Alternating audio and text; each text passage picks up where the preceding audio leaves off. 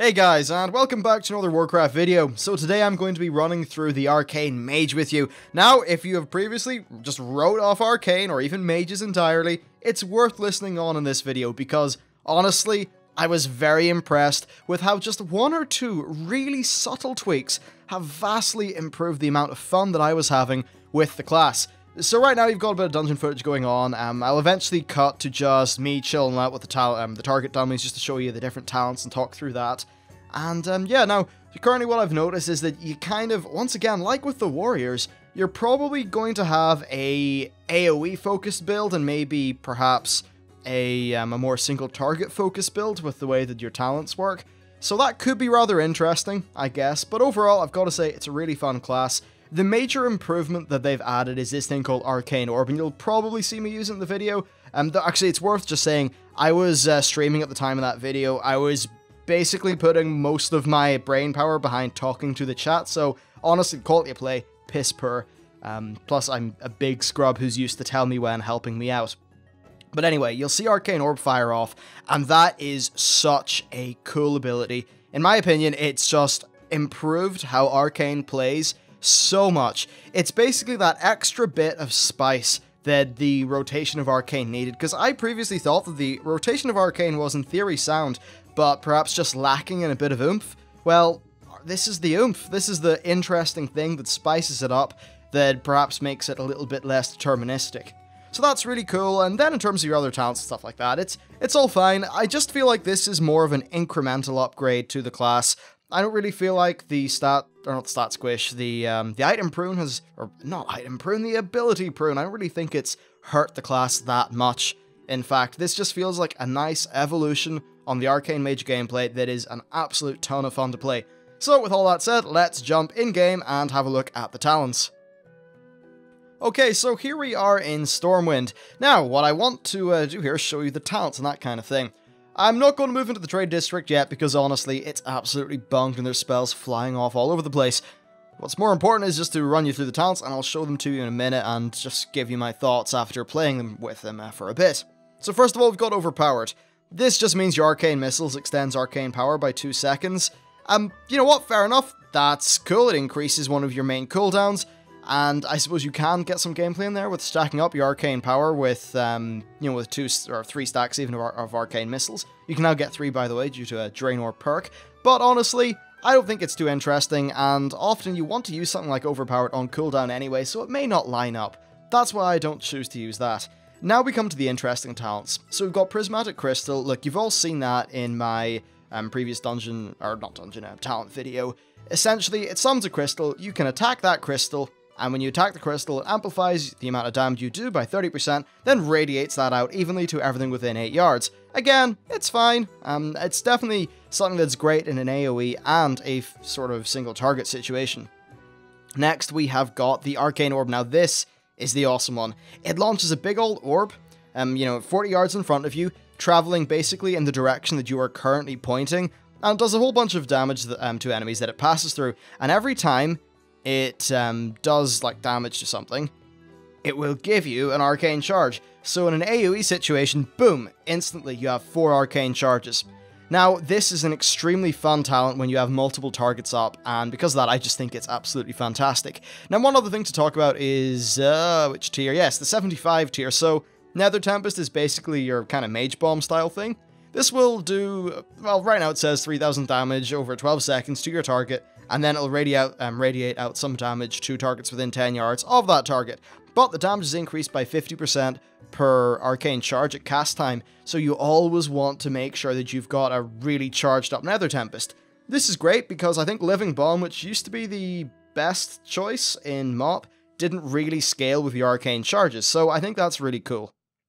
Next, we've got Unstable Magic, so basically your main nukes have got a 15% chance to explode doing a bit of an AoE, which is fine, and then there's Supernova. Now, Supernova, Nova even, replaces your Frost Nova, and this is essentially a thing that's got 2 charges. Each charge will, you know, regen in 25 seconds, and basically, it's just the DPS version of Frost Nova that does not really freeze your enemy in the same way. I think instead it knocks them up in the air or something. Anyway, so with all those talked about, let's go and use them. Now, earlier on I said that actually there was going to be maybe a clear single target and a clear AoE spec, I believe in a single target situation, Prismatic Crystal will be better than Arcane Orb. And because, obviously, Prismatic Crystal doesn't care how many targets, it will always do the same amount of damage spread evenly. Whereas Arcane Orb is more effective when it hits more targets. And then, of course, Nether Tempest is absolutely a... You know, it's a nice, solid, single-target thing, but maybe if you're in a big AoE situation, you'll want Supernova. As for Unstable Magic, again, it's a nice AoE thing, but it's kind of dull to me, so I'm not too sure exactly how the numbers of these will really come out. We'll have to just check up on that, though, once the expansion actually launches, though I could see Prismatic Crystal being your go-to single-target option, and this being your go-to moving option, or multiple-target option. So let's just use Arcane Orb.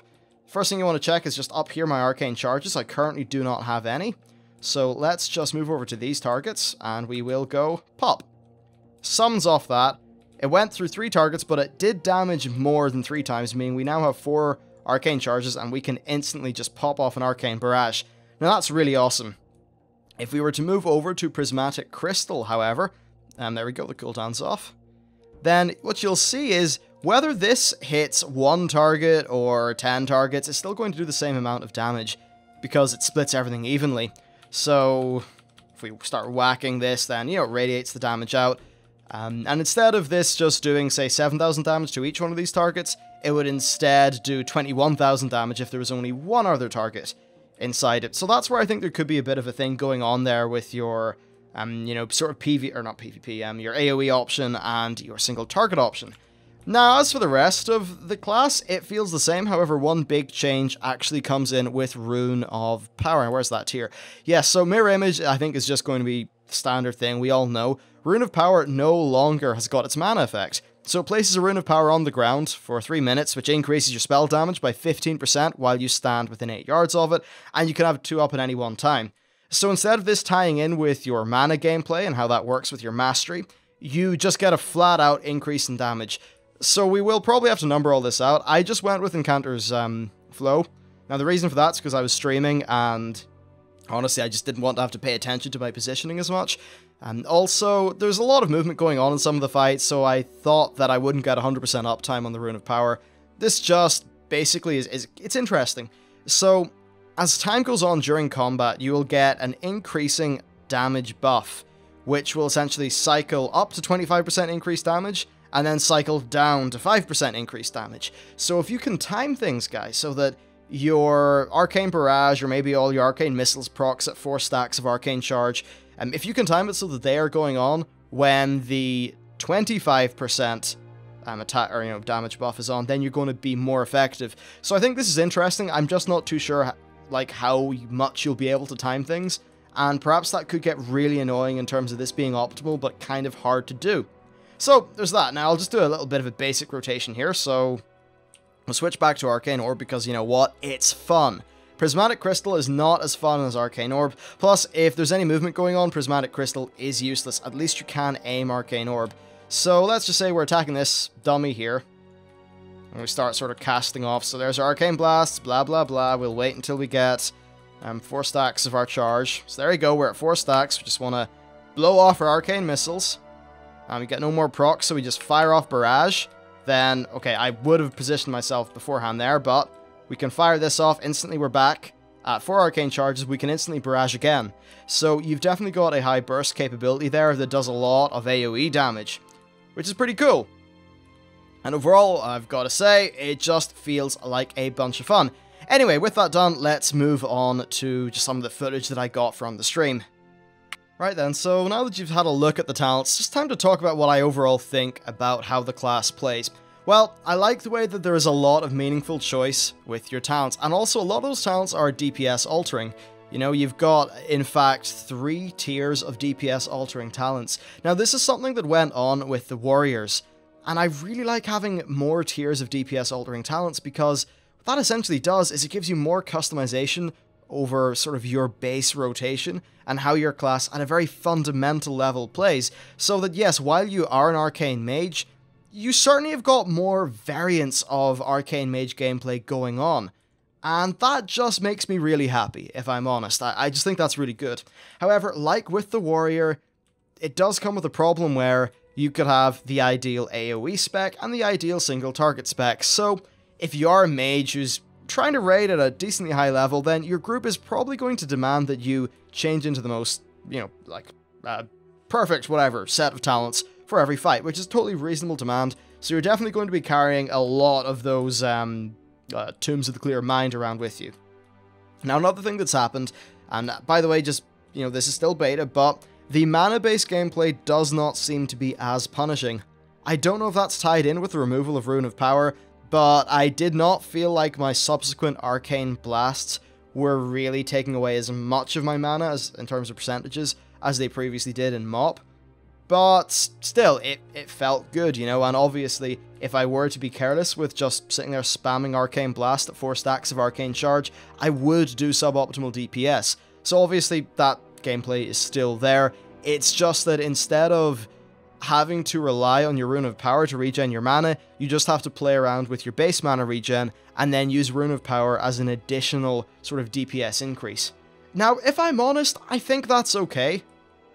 Really, because you've still got the positional gameplay there with Rune of Power, but it means the mana thing isn't as punishing, so what's going to happen is it's going to be easier to play an Arcane Mage to a decent level, but it's still going to be tricky enough to play it 100% perfect. Now, a lot of people say, oh, Arcane Mage, that's a total scrub spec. Well, okay, fair enough. It's a lot easier than a Feral Druid or something like that. But I think there actually is a lot of gameplay there. Now, in the current sort of model that's going on in MoP, you don't have things like Arcane Orb or Prismatic Crystal to really spice up your rotation and make the gameplay more interesting. Especially Arcane Orb, because it's only on a 15-second cooldown. It's constantly there being cool and interesting. But you don't have that, and a lot of people just like to say that it's a really easy to play spec. However, realistically, there's a decent amount of skill in, maintaining your above 80% mana uptime, because obviously that means you'll do more damage due to your mastery. There's a bit of skill maintaining that, but there's also positional skill in ensuring that your Runes of Power are always at a good place, and then making sure that you A, blink between these, or between those runes right, and then B, you also need to watch out for movement, because of course, we cannot cast on the move, unless we have the Ice Flows talent, which stacks up to a maximum of 3 charges, and I believe works the exact same as it does in Mists of Pandaria. So I think there's a lot of gameplay in this class, and I think it's a great deal of fun. I love the new customization options that they've added with the talents. I think that Overpowered, which is the one that just increases your arcane power, duration, I think that's rather dull, to be frank, but I enjoy the other two, and especially Arcane Orb. And also, Arcane Orb just looks cool. It really does look cool. That definitely makes me happy. Oh, another nice thing is that because Nether Tempest now interacts with your Arcane Charge in terms of how much damage it does, well, it's now just another thing which interacts with Arcane Charge. It's nice that basically every spell you have is going to interact with Arcane Charge in some way, and that is absolutely a really good thing to have in terms of gameplay. Whereas previously, all you would just have to do is maintain your bomb, and that's about it. Well, now, Nether Tempest, obviously, is all to do with your Arcane Charge. I don't know if Nether Tempest is going to be better than the other two talents. Oh, obviously, okay, in a single target situation, it will be better than Supernova, which is just your more DPS-oriented Frost Nova. It's going to be better than that. I don't know if it'll be better than Unstable Magic. However, considering that Unstable Magic, which is just the thing that can proc every once in a while to do some additional AoE damage on your main nuke, that is a passive, it's less interesting, and in general, I prefer it when the active ability is a little bit more rewarding in terms of the raw damage that you do. So in terms of the actual dungeons that I was doing, well, I've went through both Bloodmaw Slag Mines and this. I haven't done Shadowmoon Burial Grounds because just the tuning in it's weird, and I have done Upper Blackrock Spire, and I've got to say, it felt like a very competitive, usable, and fun spec in all those cases. In boss fights where there was just one boss, Arcane Orb, which is really what I was running with for most of the time, was maybe not as strong, but it was still nice to have something extra to interact with my arcane charges. But otherwise, it did feel like a very competitive spec, it felt fun, and certainly I felt like I had a lot to manage and think about, in terms of just ensuring that my arcane charges were all good, I was using my barrages at the right time, I was keeping Arcane Orb and cooldown, and, all those various things. Now, if I had to add on Rune of Power uptime on top of that, then I'd say that you've got a class that is, at its base, not crazy in terms of numbers, but still has got a very enjoyable amount of depth to it. So overall, the Arcane Mage gets a giant thumbs up from me, and I absolutely recommend trying it out in Warlords of Draenor in its current incarnation. So that's it for the video. I will be checking out other classes next. I'll be starting off with the ones that I play on live, just because I've got more of a frame of reference. But yeah, this is a fun little series. I'll probably be doing maybe 2 to 3 of these videos a week, just to, you know, slowly go through the classes and show you the cool stuff. Anyway, that's it from me. Thank you for watching the video, and I'll see you next time.